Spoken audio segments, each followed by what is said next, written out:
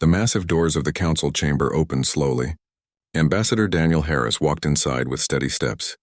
His uniform was clean and pressed, showing the symbols of Earth on his chest. Beside him, his assistant Karen Price carried a small computer tablet. Her hands shook a little, but she tried to hide it. The room was enormous. It looked like a giant dome made of crystal and metal. Thousands of aliens sat in rows that went up and up toward the ceiling. Some had scales, some had fur, and some looked like they were made of light itself. Daniel had seen them before, but it still amazed him every time. This was the third time Earth had asked to join the Galactic Council. The first time was 10 years ago. The second time was 5 years ago. Both times the answer was no. But humans never gave up easily. That was something the aliens did not understand about Earth's people. Daniel and Karen reached the center of the chamber. A bright light shined down on them from above. All the aliens were looking at them now. Some looked curious. Most looked bored. A few looked angry. The council speaker stood up. It was a tall creature that looked like a giant insect. It had 6 arms and large black eyes. Its voice came through a small device that translated the words into English. "We have reviewed Earth's application for membership," the speaker said. Its voice echoed through the huge room. "The council has voted. The result is 712 votes against membership. 43 votes were in favor. Earth's application is denied." Daniel felt his heart sink, but he kept his face calm. He had expected this, but it still hurt to hear. Karen looked like she might cry, but she held it together. "May we know why?" Daniel asked. His voice was steady and strong. A snake-like creature slithered forward from its seat. It had golden scales and red eyes that glowed in the light. "Humanity is too violent," it hissed. "You fight wars against each other. You destroy your own planet. You take resources without thinking about tomorrow. You are not ready for the responsibility of joining us." Karen could not stay quiet anymore. "We have improved so much," she said quickly. "Our wars have gone down by 70% in the last 100 years. We have bases on Mars and Europa. We created fusion power by ourselves. We are ready." Another alien spoke up. This one looked like a floating ball of tentacles with lights moving across its body. "It does not matter," it said in a bubbling voice. "Your species shows the same patterns we have seen before. The Vorlax were like you. They destroyed themselves and took 3 nearby star systems with them. We cannot risk that happening again." The council speaker raised all 6 of its arms. The room became completely silent. "There is more," it announced. "Earth's solar system will be placed under quarantine. No human ship may travel beyond the edge of your star system. If any ship tries to leave, it will be destroyed immediately. This quarantine will last for 500 years minimum. After that time, humanity may apply again if you have proven you can live in peace." Daniel's face went pale. His hands formed into fists at his sides. "You are locking us in our own home?" he said, his voice rising. "We have trade agreements with other worlds. We have research ships already traveling in space. We have people out there. All human ships outside your solar system have 30 days to return home," the speaker said coldly. "After 30 days, any human ship found outside your system will be considered an enemy and destroyed." "This meeting is finished." The speaker's arms came down hard. The sound echoed through the chamber like a drum. The aliens began to leave their seats, talking among themselves. Most of them did not even look at Daniel and Karen as they walked away. A few aliens came over to Daniel. One looked like a cat that walked on 2 legs. It had soft gray fur and bright green eyes. "I voted for you, Ambassador Harris," it said quietly. "But I am only one voice. The council is afraid of what they do not understand. Your people grow and learn so fast. It scares them." An old alien that looked like a lizard nodded in agreement. "They see you as we were 20,000 years ago. Young and angry and dangerous. They forget that everyone needs time to grow. I am sorry this happened to you." Daniel thanked them, but his mind was already thinking about what would happen next. He and Karen walked back to their ship in silence. The walk felt very long. Their ship was small and fast. It would take 3 weeks to get back to Earth even at the fastest speed. Daniel sat in the pilot's seat and started the engines. Karen sat beside him, staring at her tablet without really seeing it. As they left the council station and jumped into faster-than-light travel, the stars became long streaks of light outside the windows. Daniel watched them and thought about what he would tell the people on Earth. "What do you think will happen?" Karen asked after a long silence. Daniel was quiet for a moment. "I don't know," he finally said. "But I know humans. We don't like being trapped. We have never liked it. When you corner a human, they don't give up. They fight back. But how can we fight back against this? Karen asked. They have technology that is thousands of years ahead of ours. They have fleets of warships from 800 different alien species. We have nothing compared to that. Maybe, Daniel said. But they just made a big mistake. What mistake? Daniel turned to look at her. His eyes were hard and determined. They think we will just accept this. They think we will sit quietly in our solar system for 500 years like good little children. They don't understand that humans have survived ice ages and plagues and world wars. We have always found a way to overcome whatever tried to stop us. The council just gave us the biggest challenge we have ever faced. He turned back to the window. And humans love a challenge. Karen thought about this. Slowly, a small smile appeared on her face. You think we are going to break out? I think we are going to try, Daniel said. And when humans really try to do something, we usually find a way. The council is about to learn something about Earth. We don't stay down when someone pushes us. We get back up. And we push back harder. The ship flew through space toward home, carrying news that would change everything for humanity. President Helen Carter sat in a room deep under the White House. Around the big table sat her most important advisors. Military leaders in their uniforms. Scientists in their lab coats. Government officials in their suits. Everyone looked worried. On the big screen on the wall, Ambassador Daniel Harris's face appeared. He was still on his ship racing back to Earth. The image flickered a little because of the distance. Say that again, said Gregory Mills. He was the Secretary of Defense, in charge of all military operations. They did what? They put us in a cage, Daniel repeated. We cannot leave our own solar system. If we try, they will shoot us down. They are treating us like dangerous animals. Helen leaned back in her chair. Her face showed no emotion, but everyone in the room knew she was thinking hard. What can we do? She asked. Admiral Frank Bennett was the leader of all Earth's military forces. He was an old man with white hair and sharp eyes. If we fight them directly, we lose, he said honestly. The Council has fleets from 800 different alien worlds. All our ships together would not even slow them down. So we just accept this? Helen asked. Her voice was quiet, but there was anger underneath. I did not say that, Madam President, Frank said with a small smile. I said we cannot win a straight fight. But there are other ways to win. Dr. Lisa Morgan stood up. She ran Earth's secret research programs. She touched a button and new images appeared on the screen. The images showed a huge spaceship. It was bigger than anything Earth had ever built before. For 5 years we have been working on this in secret, Lisa said. We call it Project Exodus. This ship is called the Defiant. It can carry 10,000 people. It has a new kind of engine that works differently from the alien technology we bought from the Council. This engine can jump much farther and faster. Karen Price, who was with Daniel on the ship, leaned toward her camera. You built a ship that can escape the Council's blockade? Almost, Lisa answered. The ship is 92% finished. We have been building it far out in the Kuiper Belt, hidden among the ice and rocks where the Council cannot see it. If we work hard, we can finish it in 3 months. Helen stood up and walked around the room slowly. Everyone watched her and waited. What would we do with this ship? She finally asked. Patricia Green, the Secretary of State, spoke next. We send it away.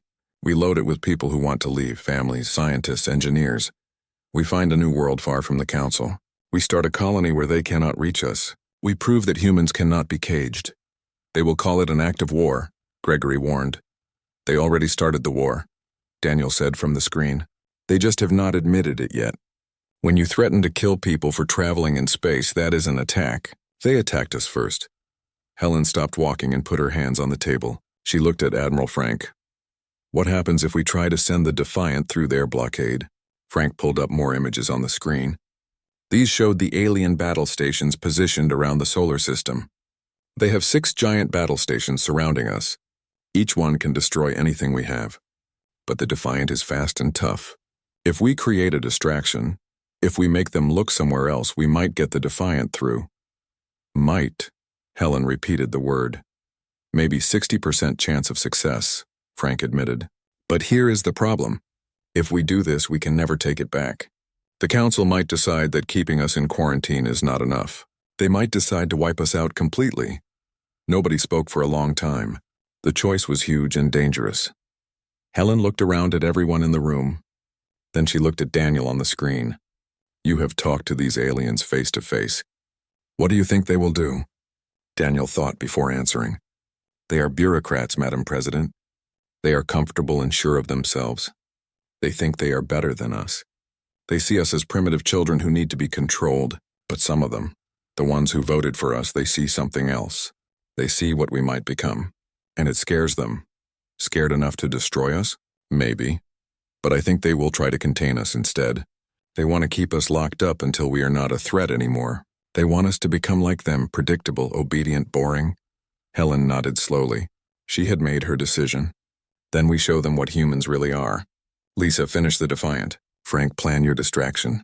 Patricia, write a message to the council. Tell them we reject their quarantine. Tell them we are coming through. Madam President, Gregory said carefully, this really could start a war. Then they will learn what happens when you corner humanity, Helen said firmly. We did not become Earth's dominant species by giving up. We did not reach space by listening to people who said it was impossible. And we will not stay in a cage because some alien committee decided we are too dangerous to be free. She stood up straight. We are dangerous. We have always been dangerous, but not in the way they think. We are dangerous because we refuse to quit. We are dangerous because we adapt and overcome. We are dangerous because when someone pushes us down, we always get back up. Patricia started typing on her computer. I will have the message ready in an hour. Make it clear, Helen said. Make them understand that this is not about war. This is about freedom. We will not fire the first shot, but we will not stay in their cage either. Admiral Frank stood up. I will need all our ships ready to move. Every single one we have. You have whatever you need, Helen told him. Every ship. Every pilot. Every weapon. Use it all if you have to. Lisa was already on her phone calling her team. We can have the Defiant ready in 3 months. Maybe less if we push hard. Helen walked to the window. Outside, she could see the lights of the city. Millions of people going about their lives. They did not know yet that everything was about to change. 3 months, she said quietly. In 3 months, we either break free or we die trying. Either way, the galaxy is going to remember this. They are going to remember that humanity does not bow to threats. We stand up. We fight back. We survive. She turned back to face the room. Get to work. We have a ship to finish and a blockade to break. And we have to show these aliens that they made a terrible mistake when they tried to cage humanity. Admiral Frank smiled. It was not a nice smile. It was the smile of a fighter ready for battle. They are going to regret this. Yes, Helen agreed. They are. 3 months passed quickly. Now the Defiant hung in space near Neptune. The ship was enormous. It stretched 2 kilometers from front to back. Its hull was covered with special armor that had never been tested in real combat. Captain Ryan Mitchell stood on the bridge. He was a tall man with gray hair and calm eyes. He had been in space for 20 years. He had seen many things, but nothing like this. Around him, his crew worked at their stations. 500 people had volunteered for this mission. They knew they might die. Commander Nicole Hayes walked up to him. She was his second in command. She held a computer tablet in her hands. Final report, Captain, she said. All systems are working. The jump drive is ready. Life support can handle 10,000 people. We have food and water for 10 years, but we are only taking 500 crew on this trip. Ryan nodded. What about the people in the sleeping pods? 9,500 people are in cryosleep. Families mostly. People who want to leave Earth behind. They are ready to wake up when we find a new home planet. The captain looked out at the stars. They were so far from Earth now. Any news from the council?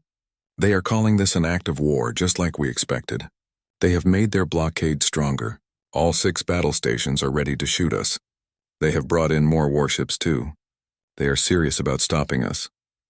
So are we serious about going through, Ryan said. Nicole was quiet for a moment. Ryan, we might all die out here. Everyone on this ship. I know, he said. But if we stay, we die slowly. We die as prisoners in our own home. At least this way we die free. Or maybe we live free. Either one is better than a cage. Across the solar system, Admiral Frank Bennett was coordinating the largest military operation humans had ever attempted. Every ship Earth had was moving into position. Over 300 ships of all sizes. Warships, Transports, mining vessels, even luxury cruise ships that had been armed with weapons. Everything that could fly and fight was ready. On Mars, Commander Jack Peterson stood in front of his fighter squadron. 30 pilots looked back at him. They were young and brave. Some of them would not come home. "We are not trying to win this fight," Jack told them. "We cannot win against the Council's firepower. What we are trying to do is make them look away. We hit them fast and hard, then we run. The Defiant needs 30 seconds of clear space. Just 30 seconds. If we give them that, we have done our job." A young pilot named Amy Foster raised her hand. "Sir, what are our chances?" Jack looked her in the eyes. "About 50-50. Maybe less. But those people on the Defiant, those families in the sleeping pods, they are counting on us, and I would rather die fighting for something that matters than live on my knees." The pilots nodded. Their faces were serious but determined. They understood what they were volunteering for. Back on Earth, President Helen Carter spoke to the entire world.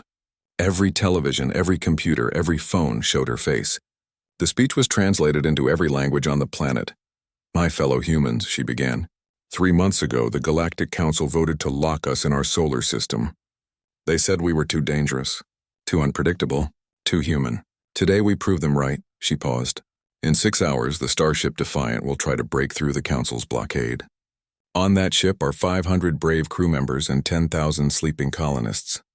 They are going to find a new home, a place where humans can be free. Our fleet will help them by creating a distraction. Many of our ships will not come back. Many of our people will die. But they go knowing that their sacrifice means humanity stays free." Her voice became stronger. "To the Galactic Council, I say this. You could have welcomed us as friends. You could have worked with us as partners. Instead, you tried to make us prisoners. History will show who was right and who was wrong. To those few aliens who voted in our favor, who saw our potential instead of our flaws, we thank you. Maybe someday we will meet again as friends." She looked directly into the camera. "To every human watching, whether you are on Earth, Mars, Europa, or anywhere else, remember this day. Remember that when we faced impossible odds, when powerful forces tried to crush us, humanity chose freedom. We chose to fight. We chose to be ourselves no matter what it cost. That is what makes us human. That is why we deserve the stars." On the Defiant, Ryan watched the tactical display. Red dots showed where the Council's forces waited. There were so many of them. The battle stations were massive. Each one could destroy the Defiant with a single shot. "All hands, prepare for combat," Ryan ordered. His voice was calm and steady. "Engineering, I need that jump drive ready when I give the word." "Yes, Captain," came the voice of Chief Engineer Martin Cole through the speakers. "The drive will be ready in 5 minutes. But sir, we have never tested a jump this big. The math says it will work, but we have never actually done it." "Then today we find out if the math is right," Ryan said. "Nicole, what is the fleet doing?" Nicole studied her screens. "Admiral Bennett's ships are attacking now. They are hitting battle stations 3 and 5 at the same time. It is working. The Council ships are moving to help defend those stations." Through the window, space lit up with weapons fire. Human ships darted between the giant alien battle stations like small fish around whales.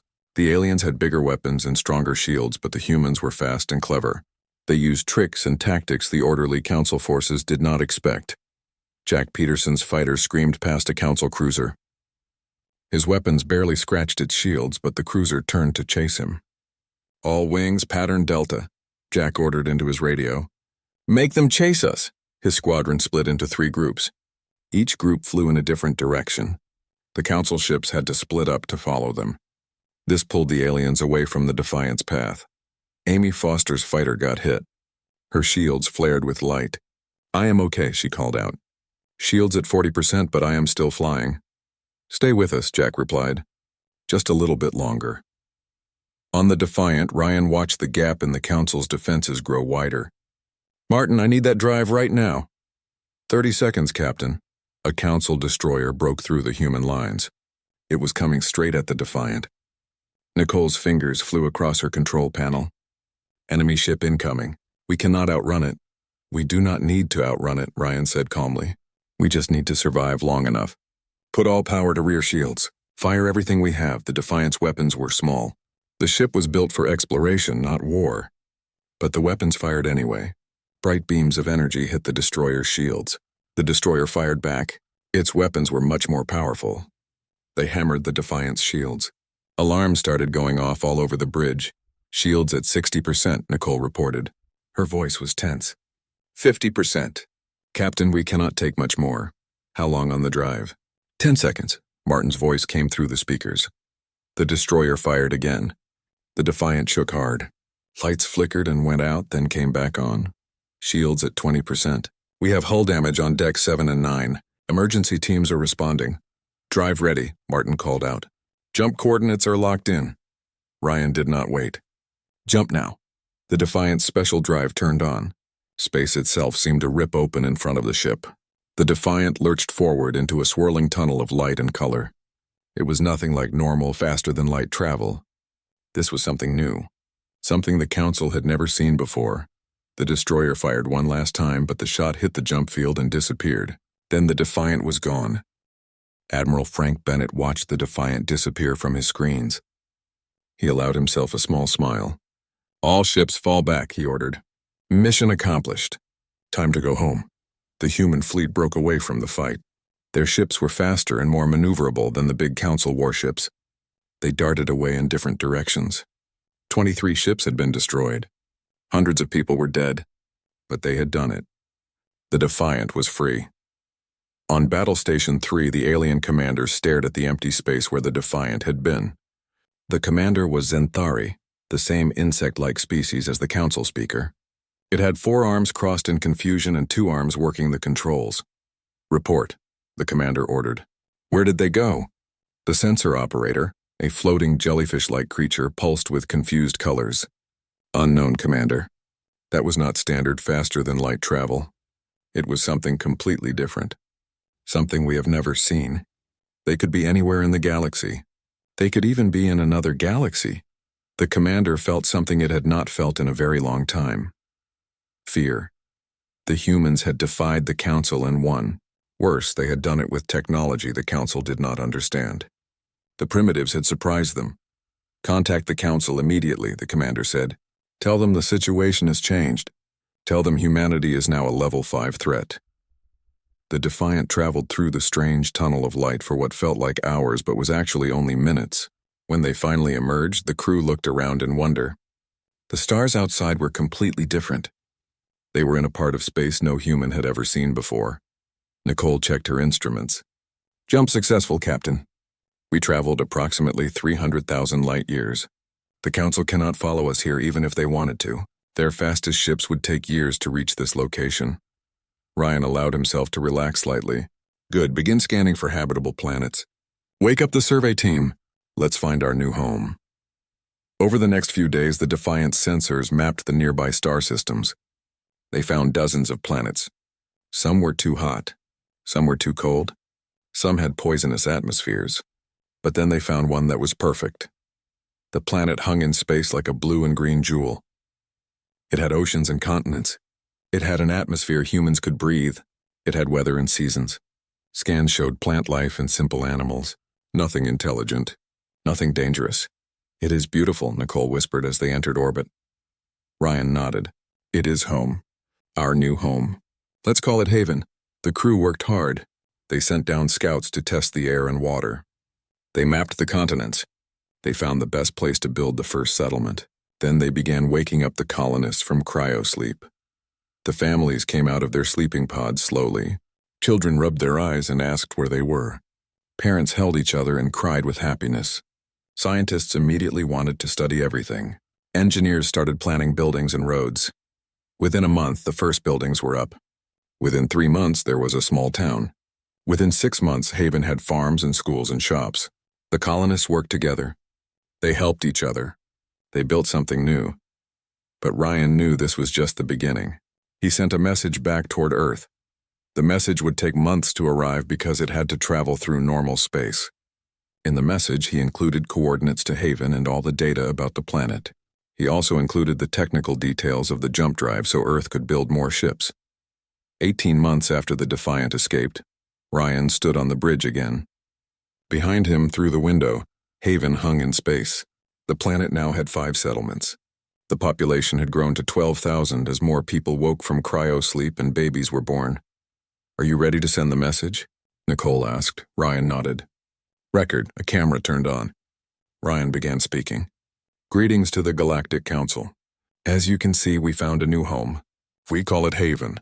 It has everything we need. Perfect gravity, air we can breathe, water, food, resources, and best of all, it is far from your jurisdiction. He gestured to the planet behind him. In the past year and a half, we built a civilization here. Our 10,000 colonists are awake and working together. We made contact with 3 species on this planet. They are primitive, not yet advanced enough for space travel. We are not conquering them. We are not enslaving them. We are helping them grow. We are teaching them and learning from them. We are cooperating. Ryan's face became serious, but that is not why I am sending this message.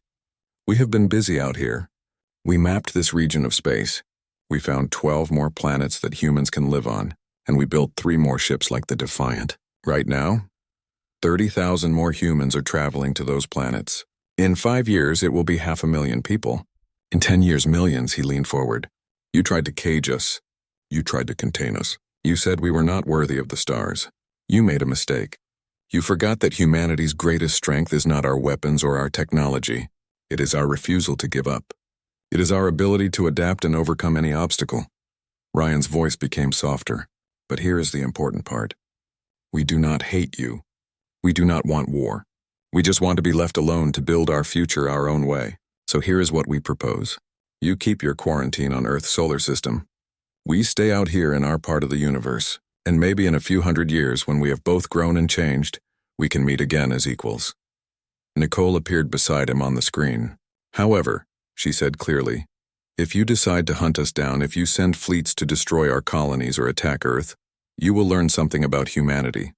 We fight harder, think faster, and care more deeply than you can imagine.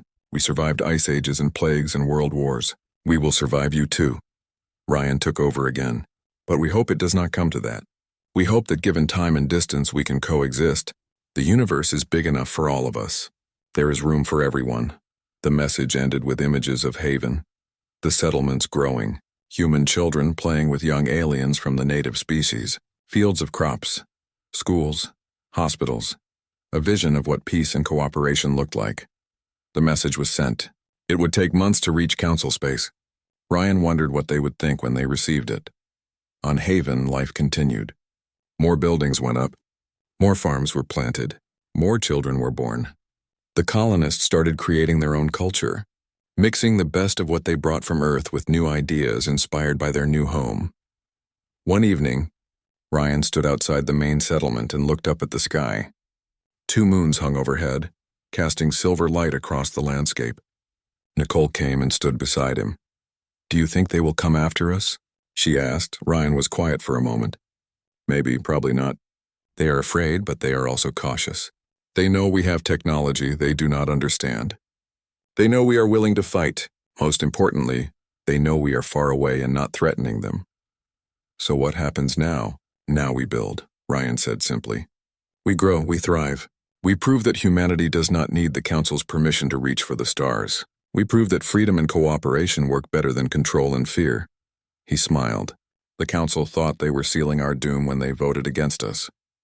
They did not realize they were just giving us a reason to become stronger. They gave us motivation.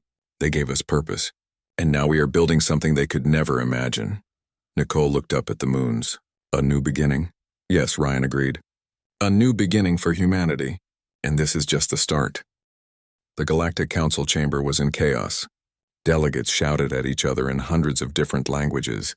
Translation devices struggled to keep up with all the voices. In the center of it all, Ryan Mitchell's message played on the giant screens for the 3rd time. The council speaker tried to restore order. It banged its 6 arms on the podium, making a sound like thunder. Silence, it commanded. We must discuss this calmly. A reptilian delegate from the Vorath Empire stood up. Its scales were red and its eyes glowed with anger. There is nothing to discuss, it hissed. The humans have defied us. They must be hunted down and destroyed. Send the fleets. Wipe out their colonies before they spread further. Many delegates roared in agreement. Their various forms of hands, claws, and tentacles waved in the air. But the cat-like delegate from the Moran Federation stood up too. And prove them right about us? It said loudly. Prove that we are the real threat? They offer us peace. They ask only to be left alone. If we attack them now, we become the monsters they accused us of being. The old reptilian from the Saxum Confederation rose slowly. Its movements were stiff with age, but its voice was strong. We created this problem. We took a species that reached out in friendship and treated them like criminals. We gave them every reason to defy us and no reason to trust us. This is our fault, not theirs. They have technology we do not understand, another delegate argued. This one was a being made of crystals that sparkled when it spoke. That jump drive they used. Our scientists cannot explain how it works. They traveled 300,000 light years instantly. If they can do that, what else can they do?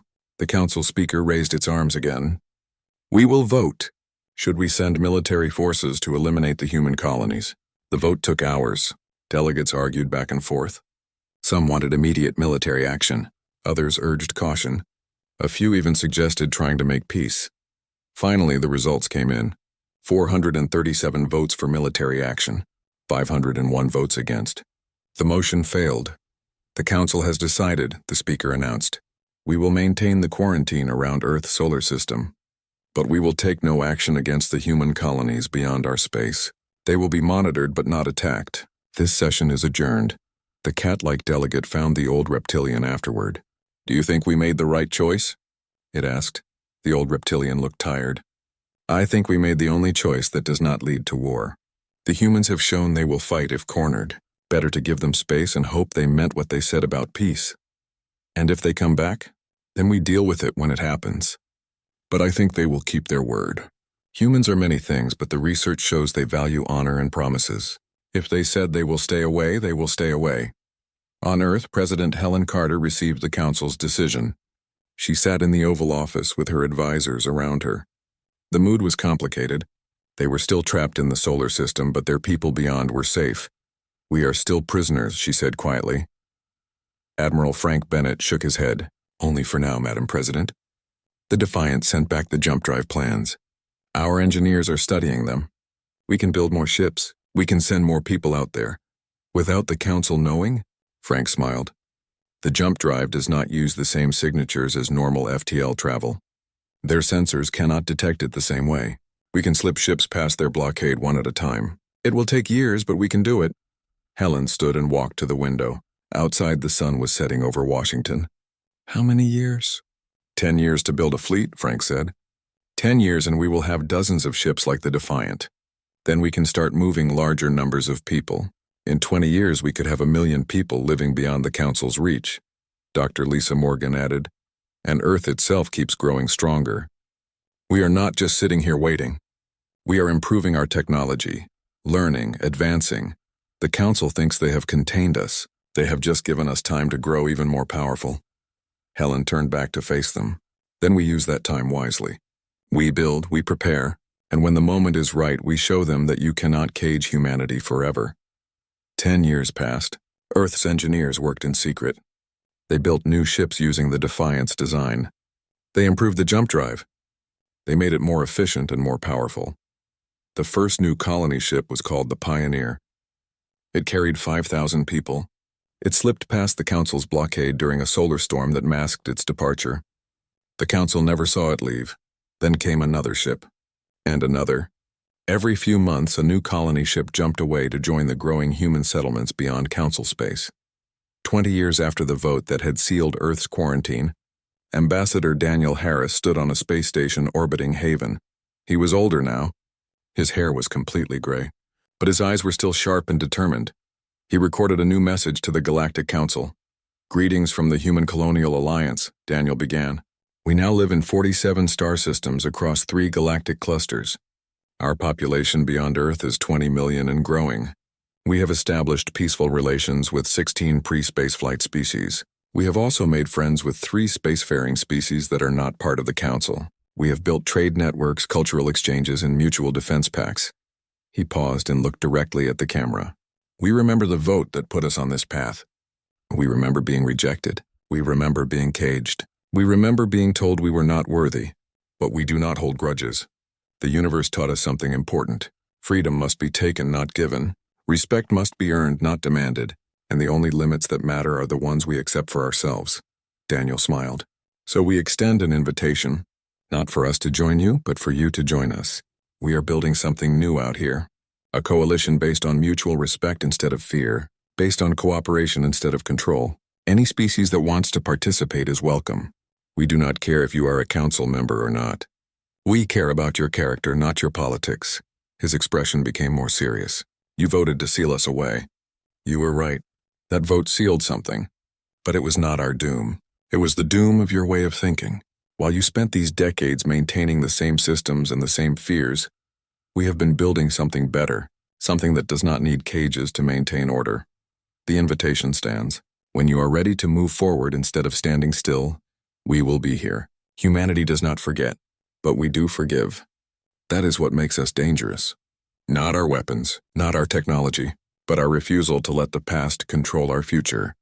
The message ended with images of the human colonies, cities on 47 different worlds, humans and aliens working together, children of different species playing together, schools, hospitals, farms, factories, art, music, life. When the message reached the council, it caused another huge debate. Some delegates were angry. Some were frightened. But many were curious. The images showed something they had not expected. The humans were not conquering. They were cooperating. They were building something new. The cat-like delegate from the Mirren Federation spoke to the old reptilian from the Saxum Confederation. They did it, it said with wonder. They actually did it. They built a better society than ours. The old reptilian nodded slowly. Perhaps we should have listened to them 20 years ago. Perhaps we should have welcomed them instead of fearing them. Is it too late to fix our mistake? I do not know. But I think we should try, not because we need them, but because they were right. They were right about freedom. They were right about cooperation. And they were right about us. On Haven, Ryan Mitchell stood on a hill overlooking the capital city. It had grown from a small settlement to a thriving metropolis of 500,000 people. Nicole stood beside him. They were both older now, but they had seen their dream become reality. Do you think they will accept Daniel's invitation? Nicole asked. Ryan watched the sun set over the city. Some will. The ones who voted for us before. The ones who see that things need to change. It will take time. Bureaucracies move slowly. But eventually, yes, some will come. And the rest? The rest will stay in their comfortable cage. The cage of their own fear and traditions. But they will watch us. And maybe someday they will learn. Nicole smiled. We did it. We really did it. We broke free. We did more than break free, Ryan said. We proved something important.